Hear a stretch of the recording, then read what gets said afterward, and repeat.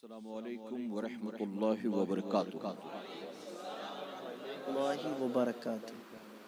نحمدہ ونصلی علی رسولہ الکریم، اما بعد، فاعوذ باللہ من الشیطان الرجیم، بسم اللہ الرحمن الرحیم۔ ان اللہ وملائکتہ یصلون علی النبی یا ایھا الذین آمنوا صلوا علیہ وسلموا تسلیما۔ اللہم صلی علی سیدنا و شفیعنا و نبینا و مولانا محمد بارک وسلم، صلو علیہ صلاۃ و سلام علیک یا رسول اللہ، صلاۃ و سلام علیک یا حبیب اللہ، صلی اللہ تعالی علیہ وسلم، صدق اللہ مولانا العلی العظیم۔ الصلاۃ والسلام علیک یا رسول اللہ،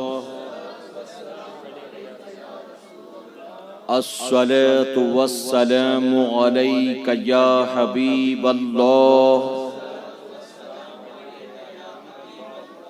الصلاۃ والسلام علیک یا نبی اللہ، وعلی آلک واصحابک یا نور اللہ، صلی اللہ تعالی علیہ وسلم۔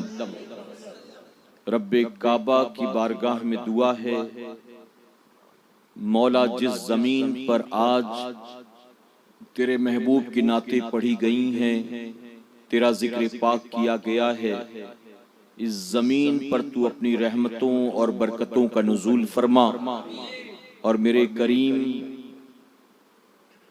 ان قریب جو شادی ہونے والی ہے اس شادی کو خانہ آبادی میں تبدیل فرما، اور ہونے والے میاں بیوی کے درمیان اور دونوں خاندان جو اس رشتے کی بنیاد آپس میں رشتے میں بندھنے والے ہیں، ان میں ہمیشہ ہمیشہ کے لیے محبت پیدا فرما، اور ایک دوسرے کا تمام عمر حق ادا کرنے کی توفیق نصیب فرما۔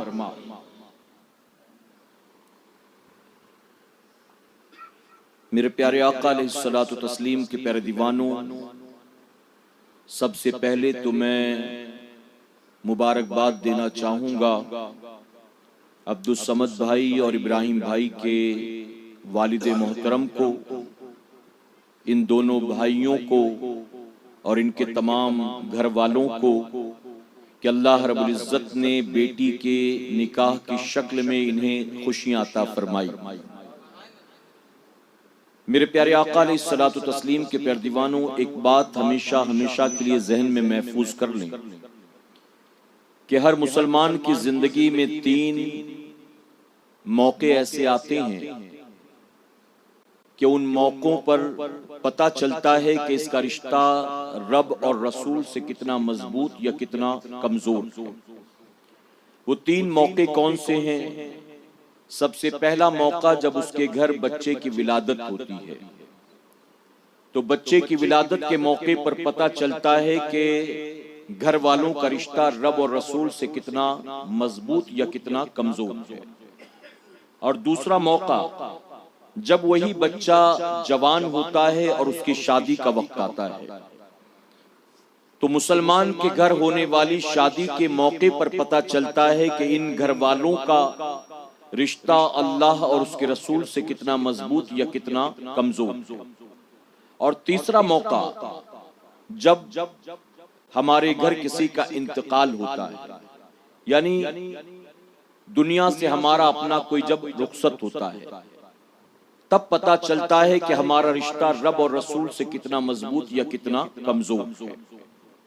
اب اس کی زیادہ وضاحت نہ کرتے ہوئے میں صرف اتنا بتانا چاہوں گا مختصراً کہ جو 3 مواقعوں پر اللہ اور اس کے رسول صلی اللہ علیہ وسلم کو یاد رکھتے ہیں اور ان کی رضا کے مطابق سارے کام کرتے ہیں، اس سے پتہ چل جاتا ہے کہ واقعی ان کا رشتہ اللہ اور اس کے رسول کے ساتھ اب بھی جڑا ہوا ہے۔ اور جو ان تین مواقعوں پر رسم و رواج کو دیکھتے ہیں، دنیا کو دیکھتے ہیں، جماعت کو دیکھتے ہیں، خاندان کو دیکھتے ہیں، اپنے ہی جیسے لوگوں کے منہ کو دیکھتے ہیں اور اللہ اور اس کے رسول صلی اللہ علیہ وسلم کی رضا کو بھول جاتے ہیں، تب پتہ چلتا ہے کہ ان کا رشتہ اللہ اور اس کے رسول سے کمزور ہو چکا ہے۔ اگر بات عبدالصمد بھائی، ابراہیم بھائی یا ان کے گھر کی آئے تو میں ضمانت دے سکتا ہوں کہ ان کے گھر میں الحمدللہ چاہے وہ موت کا وقت ہو، چاہے وہ منگنی کا وقت ہو، چاہے وہ نکاح کا وقت ہو، انہیں جب اللہ کوئی خوشی دیتا ہے یا انہیں جب کوئی غم ملتا ہے تو ان ہر موقع پر یہ یاد کرتے ہیں تو اللہ اور اس کے رسول کو یاد کیا کرتے ہیں۔ اور میرے پیارے آقا علیہ الصلوۃ والتسلیم کے پیروانوں، اپنی خوشیوں میں اللہ اور اس کے رسول کو بھی شامل کر لینا یہ ہر کسی ایرے گیرے کے بس کی بات نہیں ہے، بلکہ یہ ان کی بات ہے جنہیں اللہ توفیق عطا فرماتا ہے۔ ورنہ میں مثال دیتا ہوں کہ جب کسی کے گھر شادی کا وقت آتا ہے تو گھر کے بڑے بوڑھے بیٹھتے ہیں مہمانوں کی لسٹ تیار کرنے کے لیے، اور پھر بات ہوتی ہے کہ بھئی فلاں کا نام لکھ لو، فلاں کا بھی نام لکھ لو، یعنی کیٹر کو آرڈر دینے سے پہلے، شادی کے کارڈ چھپانے سے پہلے یہ طے کیا جاتا ہے گھر والوں میں بیٹھ کر کہ کتنے مہمان آئیں گے، کتنے کارڈ چھپانا ہے، کتنا کھانا بنوانا ہے۔ تو کہتے ہیں فلاں کا نام لکھو، فلاں کا نام لکھو، گھر کے بڑے بوڑھے نام لکھواتے جاتے ہیں اور کوئی بچہ بیٹھ کر نام لکھتا چلا جاتا ہے۔ اسی درمیان کوئی ایک نام ایسا بھی آ جاتا ہے جن سے ان گھر والوں کی کچھ انبن ہو گئی، یعنی کسی خالہ کا نام آ گیا، ماموں کا نام آ گیا، چچا کا نام آ گیا، پھوپھی کا نام آ گیا، تو فوراً کوئی نہ کوئی ان میں سے کہہ بیٹھتا ہے کہ آپ نے خالہ کا نام لکھا دیا، لیکن ان سے تو ناراضگی چل رہی ہے، 6 مہینے سے ان سے بات چیت بند ہے۔ آپ نے ماموں کا نام لکھا دیا لیکن 1 سال سے ان سے کوئی لینا دینا نہیں، وہ تو ہم سے روٹے بیٹھے ہیں، کیا کیا جائے؟ تو گھر کے بڑے بوڑھے کہتے ہیں کہ کوئی بات نہیں، اگرچہ خالہ ناراض ہے، اگرچہ ماموں ناراض ہے، لیکن ان کا نام لکھ دو، دعوت ہم ان کو بھی دیں گے، اگرچہ وہ ہم سے ناراض بیٹھے ہیں لیکن ہمارے گھر شادی ہے، خوشی کا موقع ہے، ہم ان کو منا لیں گے، ہم ان کو راضی کر لیں گے۔ اور میرے پیارے آقا علیہ الصلوۃ والتسلیم کے پیروانوں، کبھی کبھی اپنے بیٹے یا بیٹی کی شادی کے موقع پر بہن اپنے بھائی کے پاس جاتی ہے اور اپنا دامن اس کے سامنے پھیلا دیتی ہے اور کہتی ہے کہ تیرے بھانجے کی شادی ہے، اگر تو نہیں آئے گا تو ہماری بے عزتی ہو جائے گی، تیرا میرا جو بھی معاملہ ہے بعد میں دیکھیں گے، میرا آخری بیٹا ہے تجھے آنا ہی ہوگا، میری آخری بیٹی ہے تجھے آنا ہی ہوگا، میرے گھر کی پہلی شادی ہے تجھے شامل ہونا ہی ہوگا، میری بیٹی کے سر پر تجھے ہاتھ رکھنا ہی ہوگا، یہاں تک کہ وہ اپنی ٹوپی اتار کر قدموں میں ڈال دیتے ہیں۔ ماں اپنے دامن کو بھائی کے سامنے پھیلا دیتی ہے کہ بھائی تجھے منع کر جاؤں گی، اگر تو نہیں مانا تو میں بھی جانے والی نہیں ہوں۔ بہرحال جب ہمارے گھر شادی کا موقع آتا ہے تو جو ہم سے روٹے بیٹھے ہوتے ہیں ہماری کوشش ہوتی ہے کہ ان کو منا لیں، ان کو راضی کر لیں، لیکن کبھی ہم نے غور نہیں کیا، ہم ان کو تو منا لیتے ہیں جو ہماری طرح عام انسان ہوتے ہیں، لیکن شادیوں کے موقع پر جو ہمارے خاندانوں میں خرافات ہوتا ہے، جو ہمارے گھروں میں خرافات ہوتا ہے، ان خرافات کے ذریعے ہم یہ بھول جاتے ہیں کہ جو 6 مہینے 1 سال سے روٹے تھے ہم نے ان کو تو منا لیا، لیکن شادی کی خرافات سے پہلے جو اللہ اور اس کے رسول ہم سے راضی تھے، ہم نے ڈی جے بجا کر، ہم نے ناچ گانا کر کے، ہم نے پٹاخے پھوڑ کر اس اللہ کو بھی ناراض کر لیا ہے اور رسول اللہ کو بھی ناراض کر لیا۔ جو پہلے روٹے تھے خاندان والے ان کو منا لیا، اور جو رب اور رسول راضی تھے ان کو ناراض کر لیا۔ اب بتائیے کیا ایسی شادیوں میں برکت کا نزول ہوگا؟ ایسے گھروں میں اللہ کی رحمت کا نزول ہوگا؟ اور میرے پیارے آقا علیہ الصلوۃ والتسلیم کے پیروانوں، یہ تو اسٹیج پروگرامز کا پرمیشن نہیں ہے، خاص طور پر بامبے میں اور مہاراشٹرا کے بہت سے علاقوں میں، ورنہ یہ ایسی بات تھی جو سب تک پہنچانا ضروری تھی، یہ ایسی بات تھی جو ہر ایک کے کان تک پہنچنی چاہیے، جو ضروری بات تھی۔ میرے پیارے آقا علیہ الصلوۃ والتسلیم کے پیروانوں، یاد رکھیں، جب ہمارے گھر میں کوئی خوشی کا موقع یا غم کا موقع تو رسم و رواج کی پرواہ نہ کریں، خاندان کی پرواہ نہ کریں، جماعت کی پرواہ نہ کریں، یہاں تک کہ خالو کیا کہیں گے، چاچا کیا کہیں گے، ماموں کیا کہیں گے، آپا کیا کہیں گی، بابی کیا کہیں گی، اس کی بھی پرواہ نہ کریں۔ ارے پڑوسی کیا کہیں گے، محلے والے کیا کہیں گے، دوست احباب کیا کہیں گے، اس کی بھی پرواہ نہ کریں، بلکہ فکر کریں تو صرف ایک بات کی کہ میں خوشی بھی مناؤں گا تو اللہ اور اس کے رسول کی رضا کے مطابق مناؤں گا، اور میں غم بھی کروں گا تو اللہ اور اس کے رسول کی رضا کے مطابق کروں گا۔ اور میرے پیارے آقا علیہ الصلوۃ والتسلیم کے پیروانوں، پھر وہ خوشی جس خوشی میں رب اور رسول کا خیال رکھا جائے، انہیں یاد کیا جائے، وہ خوشیاں کبھی کم نہیں ہوتی، بلکہ اللہ ہمیشہ کے لیے وہ خوشیاں عطا فرما دیتا ہے۔ جو بات میں کہنے چلا تھا، ہمارے یہاں کسی کا انتقال ہو جائے تو انتقال کے بعد ہم کیا کرتے ہیں؟ ہم ایصال ثواب کے نام پر طرح طرح کی چیزیں کرتے ہیں۔ مثلا جیسے ہی تدفین کے بعد لوگ لوٹے، ابھی قبرستان سے باہر نہیں نکلے کہ اعلان ہوتا ہے کہ بھائی کل کے روز یا پرسوں کے روز قرآن خوانی ہوگی فلاں مقام پر، عورتوں کے لیے اتنے بجے، مردوں کے لیے اتنے بجے، آپ تمام قرآن خوانی میں شرکت کریں۔ ہم قرآن خوانی کر رہے ہیں، کبھی تیجا کر رہے ہیں، کبھی ڈیگ کر رہے ہیں، کبھی 8واں 10واں کر رہے ہیں، کبھی برسی کر رہے ہیں، کبھی 40واں کر رہے ہیں۔ یعنی گھر میں کسی کا انتقال ہو جائے تو اپنے مرحومین کو جنت تک لے جانے کے لیے ہم یہ سارے جتن کر رہے ہوتے ہیں، لیکن وہی گھر جہاں کسی کا انتقال ہوا تھا، اگر 6 مہینے 8 مہینے کے بعد کسی کی شادی ہو تو آپ دیکھیں شادی کے گھر میں جہاں 6 مہینے پہلے موت ہوئی تھی، اگر 6 مہینے کے بعد اسی گھر میں شادی ہو تو وہ ڈی جے بھی بجاتے ہوئے نظر آ جائیں گے۔ 3 4 دن تک ڈی جے بج رہا ہو۔ اگر لڑکے والے ہیں تو بارات نکلے گی بینڈ باجے کے ساتھ، آگے آگے لڑکے کے دوست پٹاخے پھوڑ رہے ہوں گے۔ میں پوچھتا ہوں یہ کون سا اسلام؟ یہ آدھا تیتر آدھا بٹیر والا اسلام کون سا ہے کہ کسی کا انتقال ہو تو چلو قرآن خوانی کر لیں گے، میلاد کی محفل کر لیں گے، مدرسے سے بچوں کو بلائیں گے، کچھ کھلا دیں گے مرحومین کے نام، اور گھر میں خوشی آئی ہے تو ڈی جے بجا رہے ہیں، بارات نکلی تو بینڈ باجے اور پٹاخے کے ساتھ۔ میں پوچھتا ہوں قرآن خوانی کے پیچھے، تیجے 40ویں برسی کے پیچھے نیت کیا ہوتی ہے؟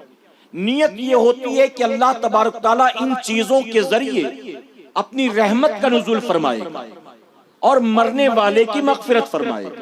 بتائیے یہ نیت ہوتی ہے نا؟ تو جب یہ سارے کام کرتے وقت نیت یہ ہوتی ہے کہ اللہ کی رحمت اترے گی، تو ڈی جے بجاتے وقت یہ خیال کیوں نہیں ہوتا کہ قرآن پڑھنے سے رحمت اترتی ہے اور بینڈ باجے بجانے سے لعنت اترتی ہے؟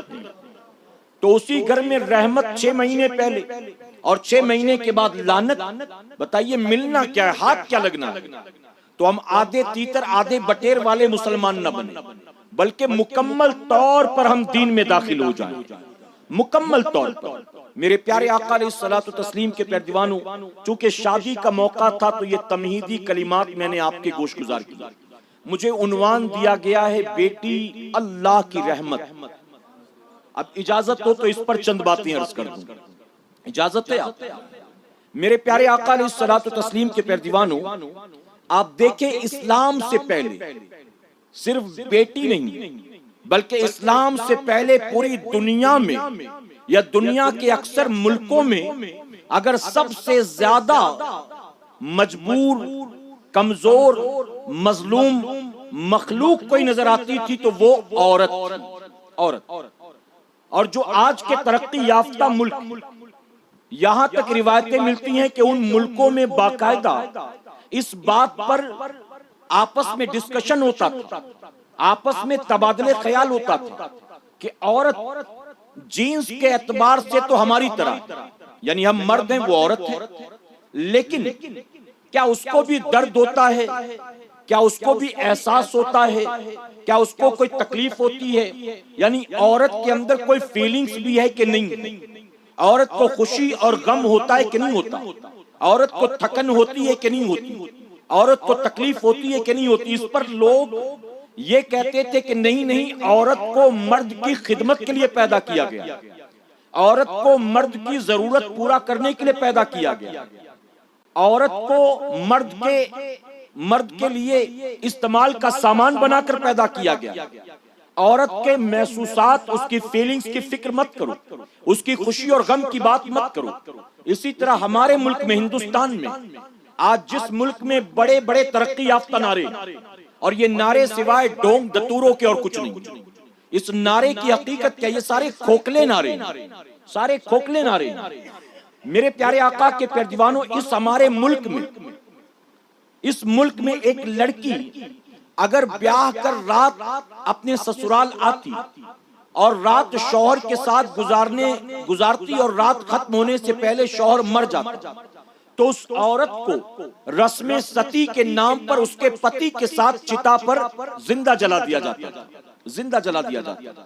اسی طرح چائنا میں، آج چائنا جس کا مال پوری دنیا کے کونے کونے تک پہنچ گیا، اور جس کے بارے میں میرے آقا صلی اللہ علیہ وسلم نے 1450 سال پہلے فرمایا، علم حاصل کرو اگرچہ تمہیں چین جانا پڑے۔ چین، اب بتائیے، چین میں کوئی بہت بڑی اس وقت یونیورسٹی تھی اسلامک، بہت بڑی درسگاہ تھی اس وقت؟ چین کیا بتائیے اسلام کا مرکز تھا کیا؟ پھر آقا نے فرمایا علم حاصل کرو اگرچہ تمہیں چین جانا پڑے۔ تو اسلام کا مرکز نہیں تھا وہاں، کوئی اسلامک یونیورسٹی نہیں تھی، بلکہ نبی کی نگاہیں غیبدہ دیکھ رہی تھی ایک وقت ایسا آئے گا کہ یہ چائنا اتنی ترقی کرے گا کہ اس کا مال دنیا کے ہر بازار تک پہنچے گا، اور منی مارکیٹ کے اعتبار سے، پروڈکٹ کے اعتبار سے یہ نمبر 1 پر ہوگا۔ تو آقا نے گویا اسی وقت یہ کہہ دیا، تم وہ علم حاصل کرو اگرچہ اس علم کے حصول کے لیے تمہیں چین تک جانا کیوں نہ پڑے۔ اور بعض مفسرین نے لکھا کہ اس وقت چین جانا بڑا دشوار تھا، تو حضور نے مثال دی کہ اتنی مشکل جگہ بھی پہنچنا پڑے علم کے لیے تو جاؤ۔ تو الگ الگ مفسرین نے باتیں بیان کی۔ بہرحال وہ چائنا، وہاں فرمایا گیا کہ جب کسی ماں نے صحت مند بچہ جنا ہوتا، تو صحت مند بچہ چاہے لڑکا ہو چاہے لڑکی ہو، اس کو جینے کا حق ہوتا، لیکن اگر بچہ کمزور ہوتا، جیسے آج بہت سارے بچے بیمار پیدا ہوتے ہیں، اب تو بچے بیمار پیدا نہیں ہوتے، اسپتال والے پیسہ بنانے کے چکر میں بیمار کر دیتے ہیں۔ غلط تو نہیں کہہ رہا ہوں، ورنہ میری والدہ خود کہتی تھی، والدہ مرحومہ کہتی تھی کہ بچے جب 9 مہینے ماں کی کوکھ میں رہنے کے بعد پیدا ہوتے ہیں نا، تو ان کی باڈی بالکل لال ہوتی، ان کی سکن بالکل جو اس پر لال لال پیچز ہوتے ہی ہیں۔ میری والدہ کہتی تھی کہ میں نے اپنے گھر میں بہنوں کی، بھابیوں کی، خالہ کی بیٹیوں کی، کئی بچیوں کی اپنے ہاتھ سے ڈیلیوری کی، نہ کسی کو لائٹ میں رکھا گیا، نہ کسی کو آکسیجن دیا گیا، کچھ بھی نہیں، اور ساری ڈیلیوری گھر کے اندر، وہ بھی نارمل۔ یہ میں گاؤں دیہات کی بات کر رہا ہوں۔ لیکن آج جہاں لوگ کہتے بچہ تمہارا بیمار ہے یا بہت ساری چیزیں، تو اس وقت فرمایا گیا چائنا میں اگر کمزور بچہ پیدا ہوتا تو جس ماں نے بچہ جنا ہوتا اسی ماں کی ڈیوٹی ہوتی کہ وہ بچے کو گود میں لے کر ایک پہاڑ کی چوٹی پر چڑھتی اور اس پہاڑ کی چوٹی سے بچے کو زمین پر پھینک دیتی تھی، اور ان کے یہاں پر یہ طریقہ صدیوں سے چلا رہا تھا، اور اس کے پیچھے ان کا فلسفہ یہ تھا کہ کمزور لوگوں کو دنیا میں جینے کا حق نہیں ہے، جو کمزور ہے اس کو مر جانا چاہیے۔ اب آپ سوچیں کہ ایک عورت جس نے ابھی ابھی بچہ ڈیلیور کیا ہو، آپ سوچیں کہ وہ کتنی کمزور ہوتی ہے، پھر اس کو پہاڑ کی چوٹی پر اپنے ہی نو مولود بچے کو لے کر چڑھنا ہوتا اور پھر وہاں سے پھینکنا ہوتا، یہ کتنا ظلم تھا۔ اسی کے ساتھ آپ عرب کی سرزمین کا اگر جائزہ لیں، آپ نے کئی بار میلاد مصطفیٰ کے موقع پر سنا ہوگا عرب میں بچیوں پر کتنا ظلم ہوتا تھا۔ میرے پیارے آقا علیہ الصلوۃ والتسلیم کے پیارے دیوانوں، عرب کی سرزمین پر اگر آپ کبھی مکہ معظمہ جائیں، وہاں کے جو جانکار لوگ ہیں ان سے پوچھیں تو اب بھی اس قبرستان کے نشانات وہاں موجود ہیں جس قبرستان میں زمانے جاہلیت میں لوگ اپنی بچیوں کو زندہ دفن کر دیا کرتے تھے۔ آج بھی اس قبرستان کے نشانات وہاں موجود۔ اسی طرح عورتوں کو بازار میں باقاعدہ خریدا بیچا جاتا تھا، جیسے سامان بیچا جاتا ہے ویسے۔ ایک شخص خود بیان کرتا ہے قبول اسلام سے پہلے، قبول اسلام کے بعد، وہ صحابی رسول بیان کرتے مجھے وہ دن یاد کہ جب میرے باپ کا انتقال ہو گیا، اور باپ کے انتقال کے بعد جب ہم بھائیوں نے آپس میں سارا مال بانٹا تھا تو اپنی بیوہ ماں کو بھی لے جا کر ہم نے بازار میں بیچا، اس کے بدلے 7 دینار ملے تھے، 2 بھائیوں نے آپس میں بانٹ لیا۔ آپ سوچیں یہ عورت کی عزت تھی۔ اور میرے پیارے آقا کے پیارے دیوانوں یاد رکھیں، اگر عورتوں پر ظلم ہو رہا تھا عرب میں، تو غربت کی وجہ سے نہیں کہ بیٹیوں کو پالیں گے تو کیسے پالیں گے، ہمارے پاس تو خود کھانے پینے کو نہیں، اس دور میں بڑے بڑے سرمایہ دار بھی تھے، غریب غربا بھی تھے، لیکن ایک طریقہ صدیوں سے آ رہا تھا کہ بیٹوں کو تو زندہ رہنے کا حق ہے، بیٹیوں کو نہیں، اور بیٹیوں کو اگر وہ دفن کر دیتے تھے، گلا گھونٹ دیتے تھے یا لے جا کر مار دیتے تھے، تو وجہ انہیں پالیں گے پوسیں گے کیسے غربت نہیں تھی، بلکہ وجہ عزت تھی، عزت کہ اس کی وجہ سے میں بے عزت ہو جاؤں گا، اس کی وجہ سے میں داماد لاؤں گا تو داماد کی جھڑکیاں اور دھمکیاں برداشت کرنی پڑیں گی۔ آپ بھی دیکھیں آج بھی بہت ساری جگہوں پر داماد ابھی بھی زمانے جاہلیت والے ملتے ہیں کہ لڑکی والوں کو آنکھ دکھاتے رہتے، دھمکاتے رہتے، بیوی کو دھمکاتے رہتے، بتائیے ہے نا؟ تو اسی ڈر سے، عزت کے ڈر سے وہ بیٹیاں پیدا ہی نہیں ہونے دیتی تھی۔ اور جانتے ہو یہاں تک آتا ہے روایت میں، جب کسی کی بیوی بچے کی ولادت کے وقت قریب آتا، 8-10 دن باقی ہوتے، تو مرد جو تھا وہ گھر چھوڑ کر چلا جاتا، وہ آبادی سے باہر کسی غار میں چلا جاتا یا کسی رشتہ دار کے گھر چلا جاتا، اور بچے کی ولادت کے ایک عرصے کے بعد آتا تھا، ایک عرصے کے بعد اڑوس پڑوس کے لوگ بیٹی پیدا ہوئی تو مار دیے ہوتے یا ماں خود اس کو قتل کر دیتی شوہر کے ڈر سے، اس کی وجہ کہ وہ اس ڈر سے اپنی آبادی چھوڑ کر نکل جاتا کہ اگر بیٹی ہو گئی تو منہ کیا دکھاؤں گا، منہ کیا دکھاؤں گا، ولادت سے پہلے وہ غائب ہو جاتا تھا۔ یہ حال تھا عرب کا۔ میرے پیارے آقا علیہ الصلوۃ والتسلیم کے پیارے دیوانوں، جانتے ہو حضرت دہیہ کلبی، یہ صحابی رسول، میں ان کے 2 واقعات آج آپ کو بتاؤں گا۔ دہیہ کلبی نے ایک روایت بیان کی، کہتے میں حضور صلی اللہ علیہ وسلم کے پاس بیٹھا تھا، ایک شخص آیا اور اس شخص نے آ کر کہا کہ میں آپ کے ہاتھوں پر اسلام قبول کرنا چاہتا ہوں، میں آپ کے ہاتھوں پر اسلام قبول کرنا چاہتا ہوں۔ حضور اکرم صلی اللہ علیہ وسلم نے ان کو کلمہ پڑھایا۔ اب کلمہ پڑھنے کے بعد اس شخص نے کہا یا رسول اللہ صلی اللہ علیہ وسلم، میں نے اسلام قبول کر لیا، لیکن اب میں آپ سے ایک سوال پوچھنا چاہتا ہوں، اور سوال یہ ہے کہ زمانے جاہلیت میں نے جو نیکیاں کی تھی اس کا مجھے ثواب کیا ملے گا، اور زمانے جاہلیت میں نے جو گناہ کیے تھے کیا اس کا عذاب اب بھی ہوگا؟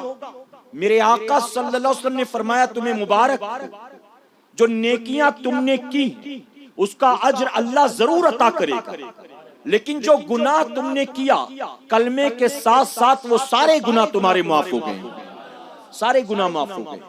اب جانتے حضور نے فرمایا کہ بتاؤ تم نے نیکی کیا کی اور گناہ کیا کیا؟ اب اس نے اپنی نیکی بیان کی، نیکی وہ کہتا یا رسول اللہ صلی اللہ علیہ وسلم، ایک مرتبہ میں ایک راستے سے چلا جا رہا تھا، میں نے ایک شخص کو دیکھا کہ وہ اپنے نہیں، وہ بیان کرتے ہیں کہ میں سفر پہ تھا، میرے پاس 2 اونٹنیاں تھی اور ایک اونٹ تھا، میری 2 اونٹنیاں کہیں کھو گئی، میں ان کو تلاش کرنے کے لیے اونٹ پر بیٹھ کر نکلا، تلاش کرتا ہوا پایا اور پکڑ لیا۔ اب 2 اونٹنیاں اور وہ ایک اونٹ لے کر میں لوٹا، میں لوٹ رہا تھا کہ میں نے ایک شخص کو دیکھا، وہ اپنے گھر کے دروازے کے باہر بیٹھا اور اندر سے کسی عورت کے کراہنے کی آواز سنائی دے رہی تھی، کسی عورت کے کراہنے کی۔ میں اونٹ سے اترا، دروازے پر جا کر بیٹھا اس شخص کے ساتھ، اندر سے کچھ دیر کے بعد عورت نے آواز دی کہ بچے کی ولادت ہو گئی، تم باپ بن گئے، مبارک ہو، بچے کی ولادت ہو گئی۔ اب وہ شخص جو ابھی مسلمان بنا، اس نے کہا، وہ شخص جو دروازے پر بیٹھا تھا اس نے آواز دے کر کہا لڑکی ہوئی ہے کہ لڑکا ہوا؟ تو اندر سے عورت نے کہا کہ بیٹی پیدا ہوئی، بیٹی۔ تو اس کے چہرے کا رنگ بدل گیا، اس نے فوراً اندر دوبارہ عورت سے کہا کہ اگر بیٹی پیدا ہوئی تو مجھے بتانے کی ضرورت کیا تھی، تجھے خود اس کا گلا گھونٹ دینا چاہیے تھا، یا تو اس کا گلا گھونٹ کر مار دے، یا تو وہیں پر زمین کھود کر اس کو گاڑ دے، میں اس کا چہرہ بھی دیکھنا نہیں چاہتا ہوں۔ وہ صحابی بیان کرتے ہیں میں اس کا چہرہ بھی دیکھنا نہیں چاہتا ہوں۔ اس شخص نے یہ کہا، اندر سے روتے ہوئے ماں نے کہا کہ مجھ سے یہ کام تو نہیں ہو سکتا، میں آخر ماں ہوں، تیری طرح سنگ دل تو نہیں ہوں، یہ کام مجھ سے نہیں ہوگا، میں تجھ سے یہ درخواست کرتی ہوں کہ میری بیٹی کو زندہ رہنے دے، اور اگر تو چاہتا ہے کہ اس کو مارا ہی جائے تو میں تو یہ کام نہیں کر سکتی، اگر تو کر سکتا ہے تو یہ کام کر۔ اللہ اکبر۔ وہ بیان کرتے ہیں کہ اتنا سننا تھا، وہ غصے میں تمتماتا ہوا اندر گیا، اندر سے 9 مولود بچی کو اٹھا کر باہر لایا، آگے بڑھنا چاہتا تھا، میں نے اس کی باہ پکڑ لی اور میں نے اس سے کہا کہ تو اس بچی کا قتل نہ کر، اگر تو اس بچی کو پالنا نہیں چاہتا تو میں تجھ سے کہتا ہوں کہ اس کو میرے حوالے کر دے، میں تیری بیٹی کو پالوں گا۔ اس نے کہا کہ میں تجھے بھی دینے والا نہیں ہوں، میں تو موت کے گھاٹ اس کو اتاروں گا۔ تو میں نے اس کی بڑی منت و سماجت کی، لیکن وہ ماننے کو تیار نہیں تھا۔ میں نے کہا ٹھیک ہے، اگر تو مفت میں نہیں دیتا، یہ میں اپنی دونوں اونٹنیاں تجھے دیتا ہوں، اونٹنیاں لے لے، اپنی بیٹی مجھے دے دے۔ اس نے اونٹنیاں لے لی اور کہا کہ ابھی بھی سودا کم ہے، ابھی بھی سستا سودا ہے، اگر میری بیٹی چاہتا ہے تو سواری سے نیچے اتر جا، یہ 2 اونٹنیاں بھی لوں گا اور تیرا اونٹ بھی لوں گا۔ اللہ اکبر۔ وہ صحابی بیان کرتے ہیں آقا میں نے اپنی سواری کا اونٹ بھی اس کو دے دیا، اس کے بچے کو لے کر میں گھر آیا، اس کی بیٹی کو میں نے پالنا شروع کیا۔ جب میں نے اس کی بیٹی کو پالنا شروع کیا، اڑوس پڑوس کے لوگوں کو پتا چلا، اب جن کے یہاں بھی بیٹی ہوتی تھی وہ قتل کرنے سے پہلے میرے پاس آتے تھے اور کہتے تھے کیا ہماری بیٹی بھی تو گود لینا چاہتا ہے؟ آقا میں ایک ایک کر کے لوگوں کی بیٹیاں لیتا رہا، لوگوں کو پتا تھا پہلی بچی کتنے کے لے کر آیا تھا، اب ہر کوئی اپنی بیٹی لاتا اور اس کے بدلے 2 اونٹنی اور 1 اونٹ لے کر جاتا تھا۔ میں دیتا رہا دیتا رہا دیتا رہا۔ آقا میں نے 360 بچیوں کی پرورش کی ہے، 360 بچیوں کو پالا ہے۔ آقا بتائیے کیا میری یہ نیکیاں جو زمانے جاہلیت میں نے کی تھی اللہ اسے قبول فرمائے گا؟ آقا فرماتے اللہ یقیناً اس کے بدلے تجھے جنت عطا فرمائے گا۔ ارے جو اپنی بیٹی کو پالے وہ جنت میں جائے گا، تو نے تو اوروں کی پالی ہے جن سے رشتہ ناتا نہیں تھا، تو یقیناً جنت میں جائے گا۔ اب جانتے اس نے کیا کہا؟ اس نے کہا آقا میں نے نیکی تو بیان کر دی، اب میں اپنا گناہ بھی بتانا چاہتا ہوں، آپ میرے دل کے بوجھ کو ہلکا کر دیں، آقا میرا گناہ بھی سن لیں۔ آقا نے فرمایا بتا تو نے کیا کیا؟ اب جانتے ہو وہ کیا کہتا ہے؟ کہتا ہے آقا میں زمانے جاہلیت میں قبر کھودنے کا کام کرتا تھا، میں گورکن تھا اور میں نے کئی ایسی قبریں کھودی ہیں جہاں باپ نے اپنی زندہ بیٹیوں کو دفن کیا ہے۔ اللہ اکبر۔ آپ سوچیں ایک وہ دن تھا، ایک یہ دن ہے، وہ کہتا ہے کئی باپ نے اپنی بیٹیوں کو زندہ دفن کیا، اور جانتے وہ کہتا ہے میرا کام صرف اتنا نہیں تھا کہ میں قبر کھود کر وہاں سے ہٹ جاتا، نہیں بلکہ میں قبر تیار کرتا تھا، اس کے بعد باپ اپنی بیٹی کا ہاتھ پکڑ کر لاتا تھا اور لا کر قبر کے سرہانے کھڑا کرتا تھا، پھر میری ڈیوٹی یہ ہوتی تھی میں اس بچی کے سر پر کدال مارتا تھا۔ اللہ اکبر۔ میں اس بچی کے سر پر مارتا تھا یہاں تک کہ اس کا سر پھٹ جاتا تھا، وہ لڑکھڑانے لگتی تھی، میں اسے قبر میں ڈھکیل دیتا تھا، جیسے ہی وہ اندر گرتی تھی میں فوراً اوپر سے مٹی ڈالنا شروع کر دیتا تھا۔ اللہ اکبر۔ اتنا اس کا کہنا تھا، میرے آقا نے اپنے چہرے مبارک کو پھیر لیا، آقا اس سے چہرے کو پھیر لیتے ہیں، وہ رو رو کر عرض کرتا ہے آقا ایک ایک کر کے میں نے اس طرح سے 100 بچیوں کو زندہ دفن کرنے میں ان کے باپ کی مدد کی ہے۔ آقا فرماتے پھر بتا تو صحیح کون سا عمل تھا جو تجھے یہاں لے آیا، کیا بات تھی جو تو یہاں آ گیا؟ وہ کہتا ہے آقا 100ویں بچی جب میں نے دفن کی تو معاملہ یہ تھا، اس بچی کے سر پر میں نے 4-5 سال کی بچی تھی، باپ نے لا کر کھڑا کر دیا، آیا تھا تو گود میں لے کر آیا تھا، بچی سمجھی گھمانے لے جا رہی ہیں، بچی سمجھی کہیں کھلانے لے جا رہی ہیں، لا کر اس قبر کے سرہانے کھڑا کیا، اس کے بعد مجھے اشارہ کیا، میں نے بچی کے سر پر ایک کدال مارا ہے،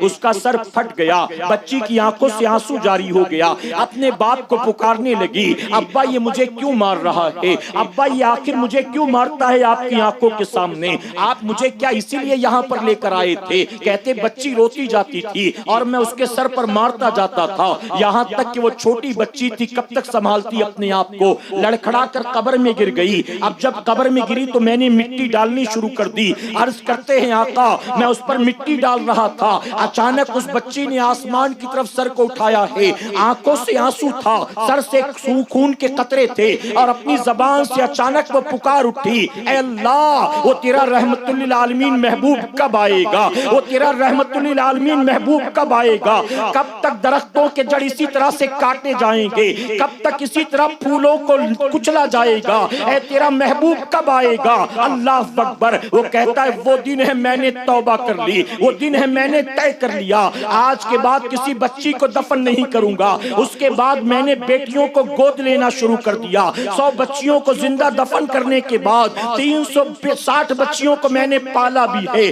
رحمت للعالمین آقا مسکراتے ہیں اور فرماتے ہیں جو تو نے زمانے جاہلیت میں کیا تھا یقیناً تیری نیکیوں کے عوض اللہ تیرے ان گناہوں کو معاف فرمائے گا, اور اوروں کی بچیوں کی پرورش کرنا یقیناً تیری جنت کی ضمانت بن جائے گا.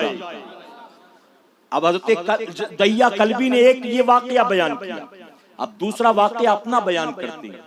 میں بیٹیوں کی عظمت بیان کروں تو بہت وقت لگ جائے گا, کئی حدیثیں ہیں ضمن میں, لیکن صرف اتنا سمجھانا مقصد ہے کہ میرے نبی نے وہ بیٹیاں جنہیں زندہ رہنے کا حق نہیں تھا ان کی عزت کو کتنا بلند فرما دیا. حضرت دہیا کلبی بیان کرتے ہیں اپنے قبول اسلام کا واقعہ, عرض کرتے ہیں آقا زمانے جاہلیت میں نے بھی ایک ایک کر کے اپنی 6 یا 7 بچیوں کو زندہ دفن کیا تھا. 6 یا 7 بچیوں کو.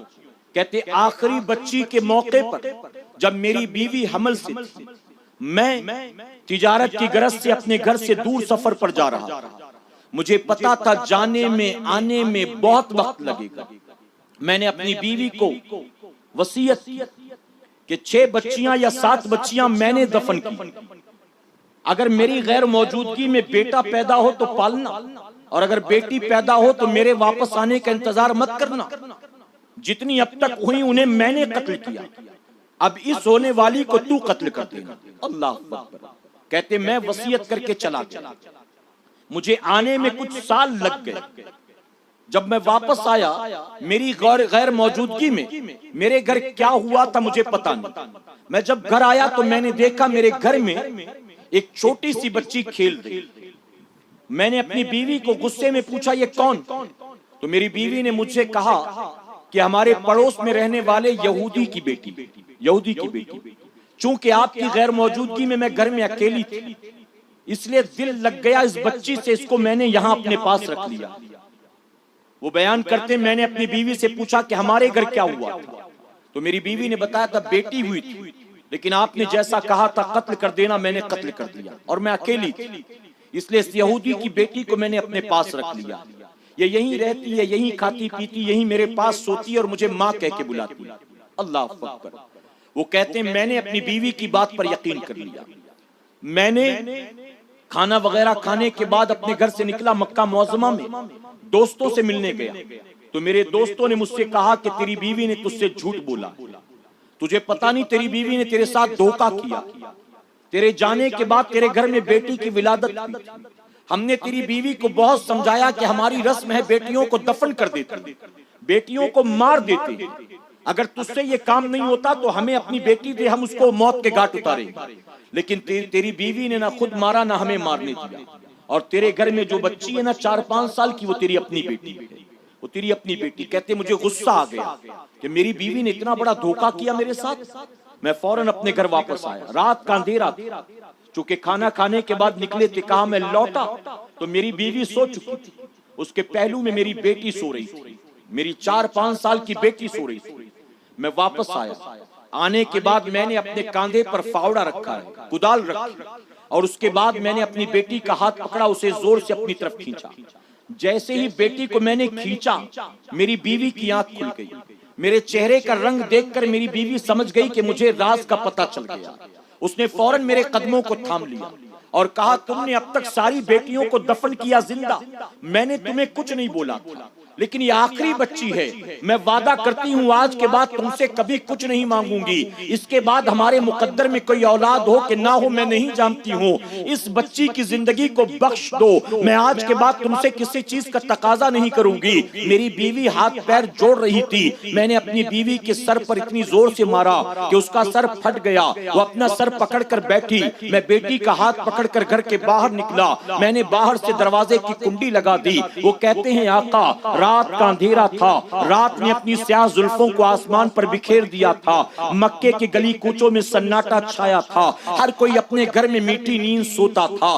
ایسے میں اپنی بیٹی کا ہاتھ پکڑ کے اسے تپتے ہوئے صحرا کی طرف لے چلا۔ اللہ اکبر، کہتے میں تیزی کے ساتھ آگے بڑھتا جاتا تھا، میری بیٹی بھی میرے ساتھ چلتی تھی، لیکن وہ چھوٹی تھی، اس کے قدم لڑکھڑاتے تھے، کبھی گرتی تھی، کبھی سنبھلتی تھی، کبھی پھر اٹھ کر چلتی تھی۔ میں اپنی بیٹی کو کھینچتا ہوا لے جاتا تھا۔ میری بیٹی مجھ سے بار بار کہہ رہی تھی، ابا آپ نے امی کو کیوں مارا، آپ نے امی کو کیوں مارا، ابا آپ مجھے کہاں لے جا رہے ہیں، ابا آپ اتنے غصے میں کیوں ہیں؟ لیکن میں غصے میں آگے بڑھتا رہا۔ کہتے کیسے مقام پر پہنچا جہاں صرف میں تھا، میری بیٹی تھی، چاروں طرف سناٹا تھا، ہم دونوں کے سوا وہاں کوئی مخلوق نظر نہیں آتی تھی۔ میں نے اپنی بیٹی کا ہاتھ چھوڑا ہے، اس کے بعد میں نے گڑھا کھودنا شروع کیا، اپنی بیٹی کے لیے میں نے قبر بنانی شروع کی ہے۔ میری بیٹی نے مجھ سے پوچھا، ابا یہ کیا کر رہے ہو، ابا رات کے اندھیرے میں یہ گڑھا کیوں کھودتے ہو، ابا واپس چلو ہم صبح آ کر یہ کام کریں گے۔ کہتی میری بیٹی بار بار یہ کہتی جاتی تھی اور میں گڑھا تیزی کے ساتھ کھودتا چلا جاتا تھا، یہاں تک کہ کبھی وہ ریت اڑ کر میرے کپڑے پر پڑتی تھی، کبھی وہ ریت اڑ کر تیزی سے میرے چہرے اور داڑھی پر پڑتی تھی۔ میری بیٹی اپنے چھوٹے چھوٹے ہاتھوں سے میرا چہرہ صاف کرتی تھی، میرے کپڑے کو صاف کرتی تھی، کہتی تھی ابا آپ کی داڑھی پر ریت لگ گئی ہے، آپ کا کپڑا میلا ہو گیا ہے۔ اللہ اکبر، میری بیٹی کو کیا پتا تھا کہ میں اس کی ہی قبر کھودتا ہوں۔ اللہ اکبر، کہتے جب میں نے پوری طرح سے قبر کھود لی اور یقین ہو گیا کہ اب اس کے اندر اس کو دفن کر دوں گا اور یہ باہر نہ نکل سکے گی، تو میں نے اپنی بیٹی کے دونوں ہاتھوں کو پکڑا ہے، اس کو بازوؤں سے پکڑا ہے اور میں نے اس گڑھے کے اندر ڈھکیل دیا۔ بچی اندر جا کر گرتی ہے، اس کی چیخ بلند ہو گئی، اس نے کھڑے ہوتے ہوئے مجھ سے کہا، ابا آپ نے مجھے اندر کیوں ڈالا ہے، ابا مجھے ڈر لگ رہا ہے، میں جانتی ہوں آپ میرے ساتھ کھیل رہے ہیں لیکن اس کھیل سے مجھے ڈر لگتا ہے، آپ مجھے باہر نکالو، آپ مجھے امی کے پاس لے چلو۔ دیا قلبی بیان کرتے ہیں میری بیٹی روتی جاتی تھی اور میں تیزی کے ساتھ اس پر ریت ڈالتا جاتا تھا، ریت اس کی پنڈلیوں تک پہنچ گئی، ریت اس کی کمر تک پہنچ گئی، ریت اس کی گردن تک پہنچ گئی۔ آقا میری بچی چھوٹی تھی، آخر نکلتی تو کیسے نکلتی، وہ پوری طاقت لگا کر باہر نکلنا چاہتی تھی اور میں تیزی سے ریت ڈالتا جاتا تھا۔ وہ صحابی رسول رو رو کر بیان کرتے ہیں، رحمت للعالمین آقا بھی رو رہے ہیں، پورا مجمع ساون بادوں کی طرح آنسو بہاتا ہے۔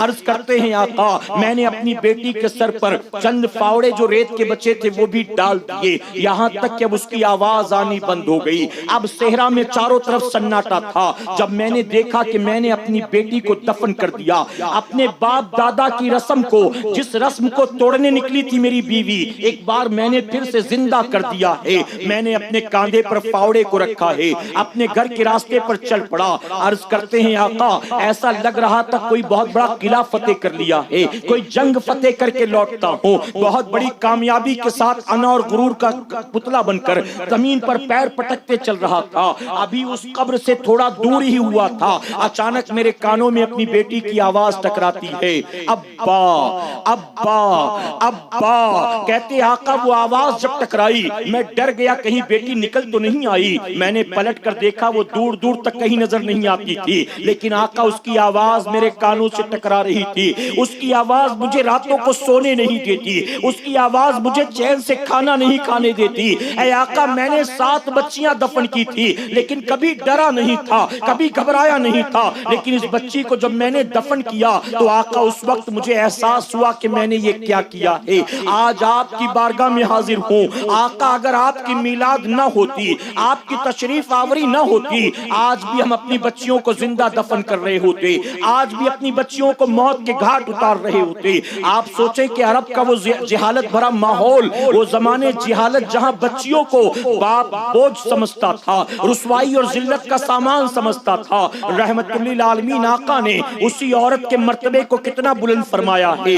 آقا نے فرمایا ماں کے قدموں کے نیچے اولاد کی جنت ہوا کرتی ہے۔ آقا فرماتے ہیں بیٹی اپنے ماں باپ کے لیے جنت کی ضمانت ہے۔ آقا فرماتے بہن نیک ہو تو اپنے بھائیوں کے لیے جنت کی ضمانت ہے۔ آقا فرماتے بیوی نیک ہو تو اپنے شوہر کو جنت میں لے جانے کا ذریعہ بنا کرتی ہے۔ آپ سوچیں کہ جس عورت کو ذلیل و خوار سمجھا جاتا تھا، اسی عورت کو میرے نبی نے کتنی عزت دی ہے، اس کے مقام کو کتنا بلند فرما دیا ہے۔ مسجد نبوی شریف کا ماحول ہے، فجر کی نماز کا وقت ہے، چند صحابہ حاضر آتے ہیں، عرض کرتے ہیں یا رسول اللہ صلی اللہ علیہ وسلم ہم یہاں آ رہے تھے کہ ہم نے دیکھا فلاں صحابی کے گھر سے نور کی شعائیں پھوٹ رہی، آقا ان کے گھر سے نور کی شعائیں کیوں پھوٹتی؟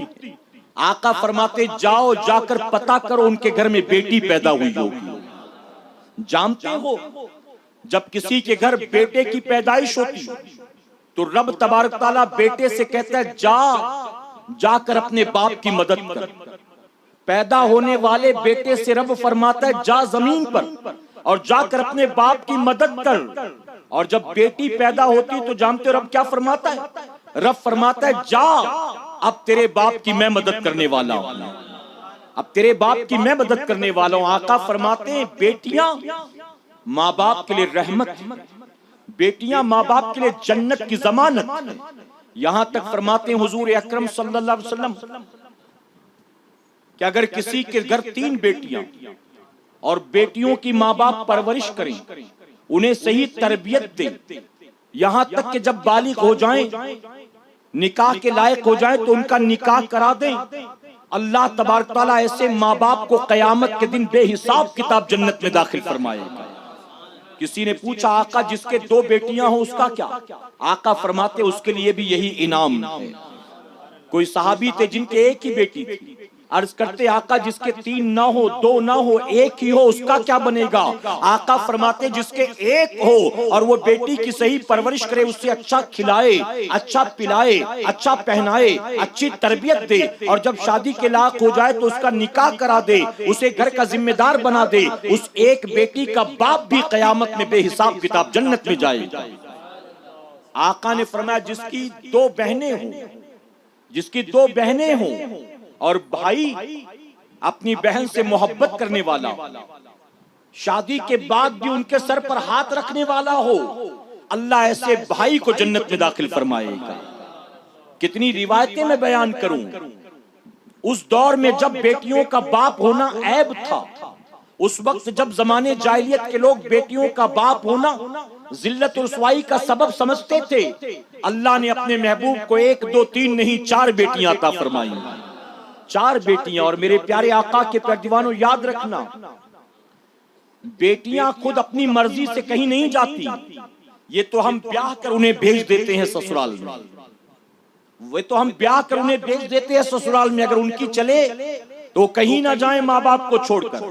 لیکن بیٹے ہیں جو شادی کے بعد ماں باپ کو چھوڑ کر اپنی بیوی کا ہاتھ پکڑ کے نکل جاتے ہیں اور ماں باپ کو 2 ٹوک کہہ دیتے اب تمہارے ساتھ ہمارا گزارا نہیں ہونا ہے۔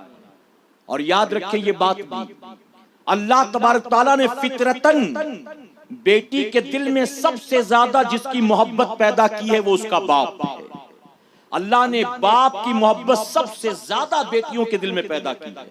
اور میرے پیارے آقا کے پیارے دیوانوں تاریخ شاہد ہے، جب دنیا میں باپ پر کوئی مصیبت آئی اور مصیبت زدہ باپ کا بیٹوں نے ساتھ چھوڑا، اس وقت کام آئی ہیں تو بیٹیاں کام آئی ہیں، بیٹیاں کام آئی۔ تاریخ گواہ ہے، کتنے واقعات میں بیان کروں۔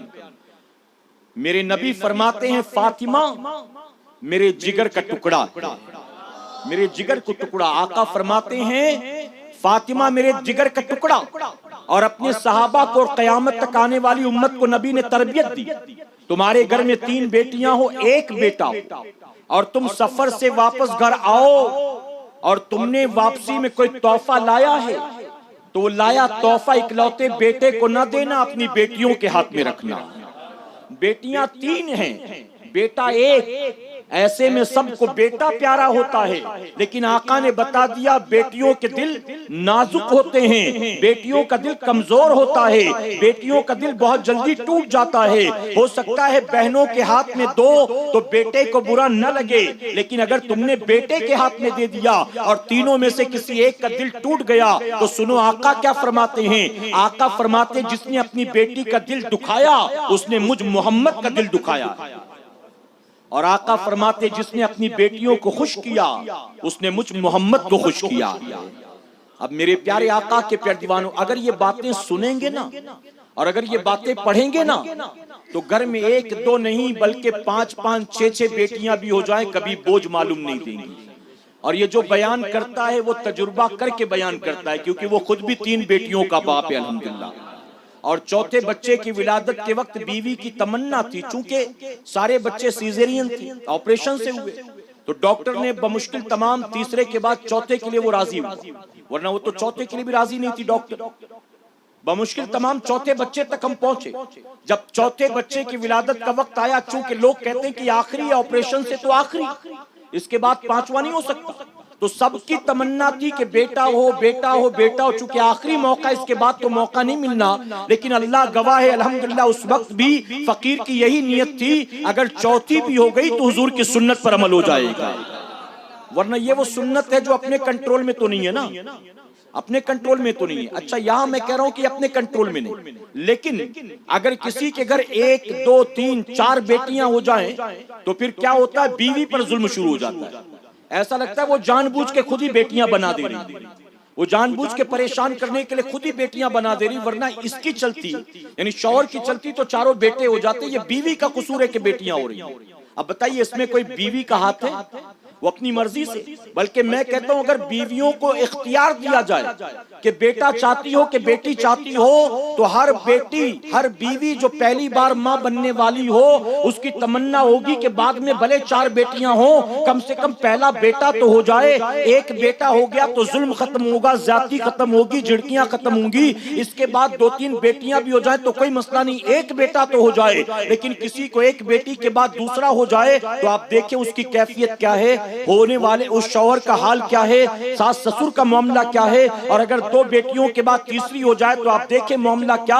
میرے پیارے آقا علیہ الصلوۃ والتسلیم کے پیارے دیوانوں، یہاں ایک بات یاد رکھیں، اولاد شوہر کے مقدر سے ہوا کرتی ہے، اور روزی میں برکت اللہ بیوی کے مقدر سے عطا کرتا ہے، روزی میں برکت عورت کے مقدر سے، اور اولاد شوہر میری وجہ سے آ رہی ہے، اور جو بچے ہو رہے ہیں یہ سب تیرا مسئلہ ہے، یہ تیرا معاملہ ہے، بالکل غلط۔ میرے پیارے آقا علیہ الصلوۃ والتسلیم کے پیارے دیوانوں، اب آخری روایت، میں نے کہا نا بہت ساری باتیں، آخری روایت بیان کروں گا۔ ایک مرتبہ حضور اکرم صلی اللہ علیہ وسلم اپنے گھر تشریف لائے ماں عائشہ صدیقہ کے حجرے میں، تو آپ نے دیکھا ماں عائشہ صدیقہ رضی اللہ عنہا کی آنکھوں میں آنسو، یوں لگا کہ ابھی بہت رو کر بیٹھی ہیں۔ حضور اکرم صلی اللہ علیہ وسلم نے فرمایا عائشہ مجھے یوں لگتا ہے کہ تم روئی ہو، کس بات نے تمہیں رلایا؟ تو عرض کرتی ہیں یا رسول اللہ صلی اللہ علیہ وسلم ابھی تھوڑی دیر پہلے ایک ایسا واقعہ گزرا ہے کہ چیز جسے دیکھ کر میں اپنے آپ کو سنبھال نہیں سکی۔ آقا فرماتے کیا ہوا بتا؟ تو عرض کرتی ہیں آقا ایک عورت آئی تھی جس کے ساتھ 2 بیٹیاں تھیں، غریب عورت مانگنے آئی تھی، میں نے اس کو بٹھا دیا، میں نے کہا بیٹھ یہاں پر، میں تیرے لیے کچھ لاتی ہوں۔ جب میں نے گھر میں تلاش کیا تو گھر میں سوائے 3 کھجوروں کے اور کچھ نہیں۔ اب آپ سوچیں یہ کن کی بات ہو رہی ہے؟ یہ اس کے گھر کی بات ہو رہی ہے جس کے صدقے میں رب نے بادشاہوں کو بادشاہت عطا فرمایا ہے۔ آج ہمارے اگر فریج بھرے پڑے ہیں کھانے پینے کے سامان سے تو یقیناً یہ سب اللہ نے محبوب کے صدقے میں عطا فرمایا ہے، لیکن ان کے خود کے گھر کا حال کیا؟ ماں عائشہ صدیقہ نے بٹھا تو دیا، بیٹھو میں دیکھتی ہوں گھر میں کچھ کھانے کو تو لاؤں۔ کہتی آقا اس عورت نے کہا کہ ہم کئی دنوں سے بھوکے، ہم نے بڑا تلاش کیا لیکن کہیں سے کچھ نہیں ملا کھانے کو، آپ کے گھر بڑی امید لے کر آئی، میں نے بھی ڈھونڈا تو گھر میں صرف 3 کھجوریں تھیں، اس کے علاوہ کچھ بھی نہیں۔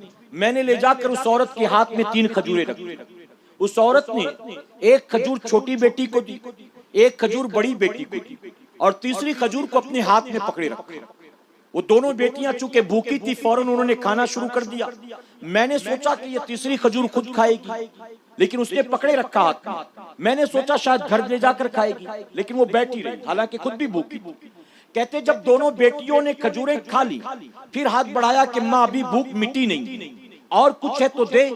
آقا یہ دیکھ کر مجھے رونا آ گیا کہ بھوکی تو وہ خود بھی تھی لیکن اس نے اپنی بھوک برداشت کی اور بچی ہوئی اس ایک کھجور کے 2 ٹکڑے کیے اور دونوں بیٹیوں کو پھر سے تقسیم کر دیا، وہ بھی بیٹیوں کو دے دیا۔ بس یہ دیکھ کر مجھ سے رہا نہیں گیا، مجھے رونا آ گیا۔ میرے آقا مسکرا کر فرماتی عائشہ سنو، اس ماں نے اگرچہ زمین پر بھوک برداشت کی لیکن جس نے بچیوں کے ساتھ یہ سلوک کیا جانتی ہے اس کا نتیجہ کیا ہوگا؟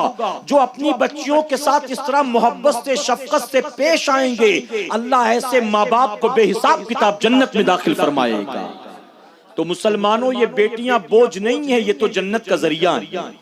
یہ بیٹیاں بوجھ نہیں، یہ تو جنت کی ضمانت ہیں۔ یہ بیٹیاں بوجھ نہیں ہیں، یہ تو اللہ رسول کی نظر میں عزت پانے کا سبب ہے۔